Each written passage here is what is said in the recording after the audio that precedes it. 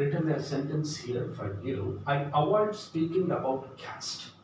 I avoid speaking about caste.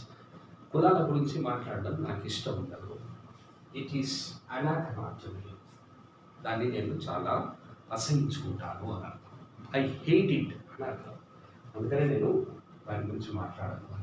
Okay, so 10 words అయ్యాయి my dear friends. 10 words అయ్యాయి. 10 వర్డ్సే కాదు, నేను అన్నీ కూడా ఏతోనే చెప్పాను చూడండి. అలాగే మీకు కలర్స్తో చెప్తాను. ఇవి 1 వర్డ్ సబ్స్టిట్యూట్స్. మనకు చాలా ఇంగ్లీష్ నేర్చుకోవాలంటే ఇంట్రెస్ట్ ఉంటుంది చూడండి, అప్పుడు చాలా వరకు నేర్చుకోవచ్చు. కలర్స్ మీద ఈడియమ్స్ ఉంటాయి. కలర్స్ మీద ఒక రెడ్ అనే కలర్ తీసుకున్నాం అనుకోండి, ఆ రెడ్ పైన మనము వర్డ్స్ ఉంటాయి. ఆ వర్డ్స్తో సెంటెన్సెస్ రాయాలి. రెడ్డే కాదు, మనకు బ్లూ ఉంది. నేను మీకు కలర్స్ పైన కూడా ఈడియమ్స్ చెప్తాను. ఈడియమ్స్ అంటే ఏంటి? ఈడియమ్స్ నథింగ్ బట్ కొంచెం ఆర్టిస్టిక్ లాంగ్వేజ్ ఉంటుంది. ఆర్టిస్టిక్గా వర్డ్స్ ఉంటాయి అన్నమాట. కొంచెం అందంగా, కొంచెం వెరైటీగా, డిఫరెంట్గా ఉంటాయి. ఫ్రేజెస్ అంటే ఏంటి? Phrases are group of words.